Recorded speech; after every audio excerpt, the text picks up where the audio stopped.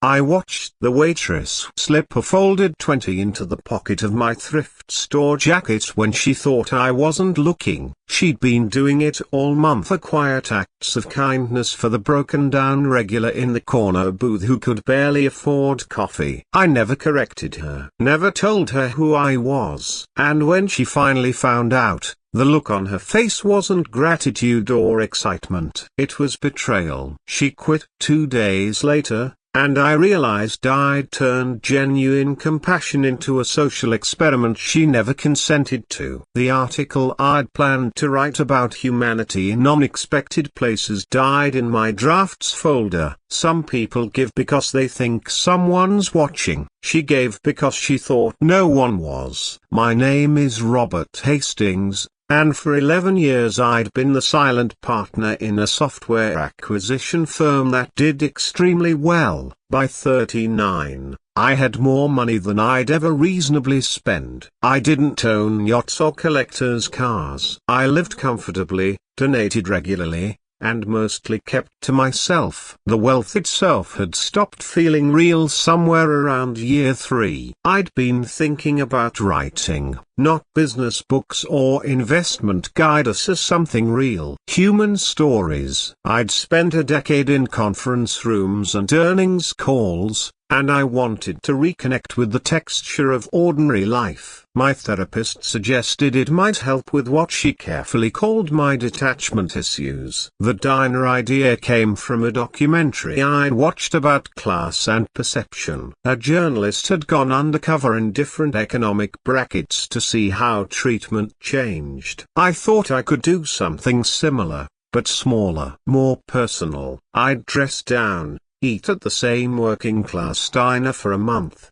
observe how people interacted with someone they assumed was struggling. Then I'd write about the experience, maybe pitch it to the Atlantic or Harper's. Riverside Diner sat on the edge of a neighborhood that hadn't gentrified yet. Red vinyl booths, laminate tables, a jukebox that hadn't worked since the 90s. The kind of place where truckers and third-shift nurses ate breakfast at odd hours. I started going in late October, always ordering the same thing, black coffee and oatmeal. $4.75 total. I paid in singles and quarters. I wore old jeans from a Goodwill, a canvas jacket with a broken zipper, boots that looked worn. I didn't overdo it, no fake limp or backstory. I just sat quietly, kept my head down, and watched. The staff was small. A rotating cast of cooks, one older waitress named Dolores who worked mornings, and a younger woman on evenings and weekends. Her name was Mara Tillman, late 20s,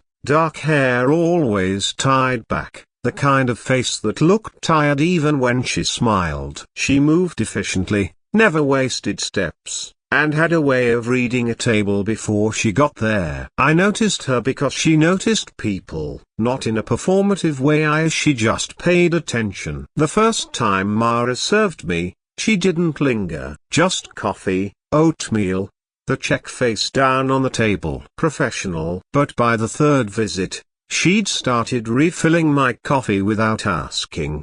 By the second week, she'd bring extra cream even though I drank it black, just in case. I kept notes on my phone, disguised as emails. I observed how she treated different customers. She was kind to everyone, but there was a shade of gentleness she reserved for certain people. The elderly man who came in every Sunday and ordered tea he'd nurse for 2 hours. The woman with 2 kids who'd split a single pancake breakfast 3 ways. And eventually, me. One evening in early November, I noticed Mara watching me count change for the check. I'd done it deliberately or slowly, fumbling with quarters like I was calculating whether I had enough. When she picked up the money, she left the check on the table and walked away. I looked down. She'd crossed out the total and written paid in blue pen. I should have said something then. Instead,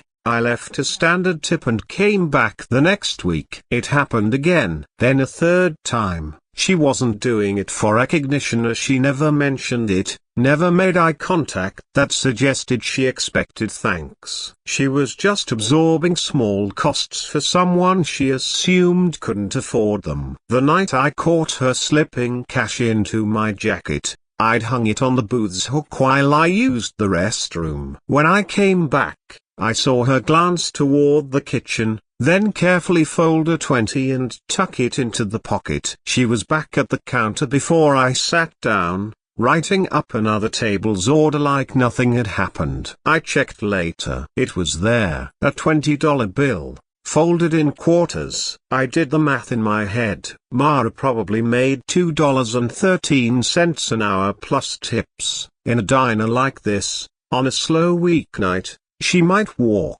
with $60 or $70 for a full shift. She'd just given me a third of that. That's when the project started feeling different. This wasn't about observation anymore. I'd created a false premise, and someone was suffering real cost because of it. But I told myself I'd make it right. I'd reveal the truth eventually, write the piece, and then do something generous. Pay off her car, cover her rent for a year or whatever she needed. The narrative would be about hidden goodness, and everyone would come out better for it. I kept going back. It was mid-December when everything collapsed. I'd been attending the diner for 7 weeks. My notes were detailed. I had quotes, observations, a rough outline for the essay. I'd titled it The Currency of Compassion. Mara had started talking to me more. Nothing deeper, just small talk about the weather,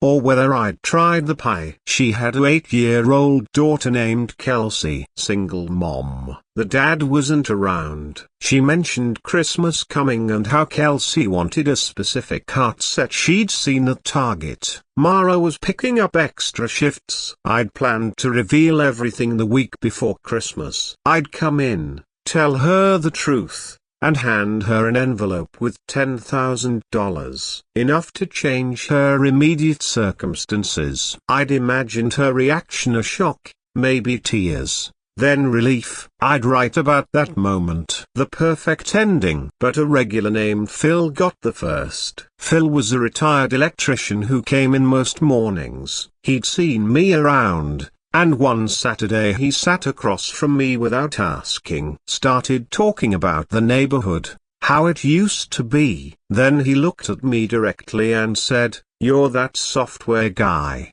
aren't you, Hastings?" I'd been recognized before, but never here. I tried to deflect, but Phil wasn't dropping it. He'd seen an old Forbes profile someone had written about the firm. He even pulled it up on his phone near a photo of me from 4 years ago at some conference. "Thought that was you," he said. "What are you doing slumming it in here?" Mara was 2 tables away, close enough to hear. I watched her stop mid-step. She didn't turn around, but her shoulders changed. Phil kept talking, asking about investments. Oblivious. I answered in short words, trying to end the conversation, but the damage was already done. When Phil finally left, Mara came over to refill my coffee. Her hand was steady, but she didn't look at me. "How long?"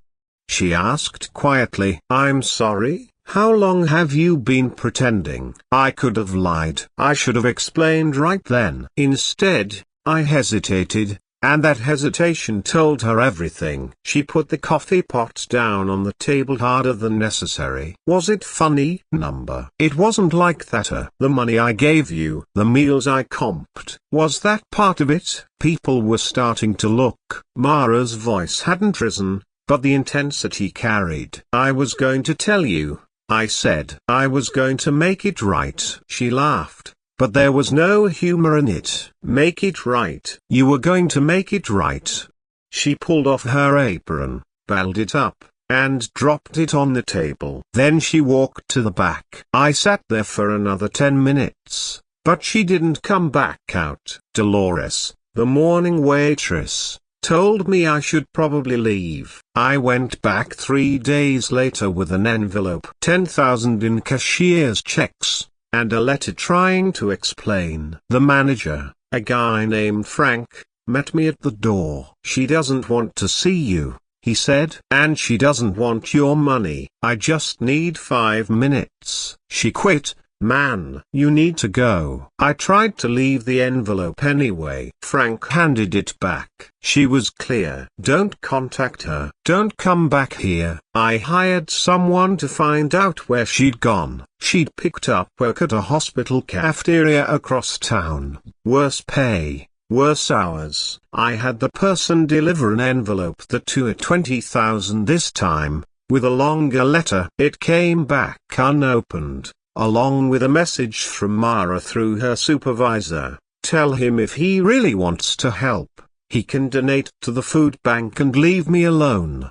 I did, anonymously. 50,000 to 3 different charities in her name. It didn't make me feel better. The essay never got written. Every time I tried, the words felt like justification for something that didn't deserve it. I'd wanted to write about human goodness, but I'd only proven how easy it is to turn someone's decency into data. I don't go to diners much anymore. When I do, I overtip to the point of discomfort and leave quickly. Sometimes I see people who remind me of Mara's service workers moving through their shifts with quiet competency, and I wonder if they've been turned into someone else's story without permission. The money's still there. I set aside a trust that would go to her or her daughter if she ever changed her mind. My lawyer says she won't. It's been 14 months. There's a difference between generosity and fairness. Mara didn't need my money. She needed to give freely, without being watched. I thought I was studying kindness, but I was really just stealing it. Some gifts lose all meaning the moment you try to repay them. And some people would rather keep their dignity than cash your check.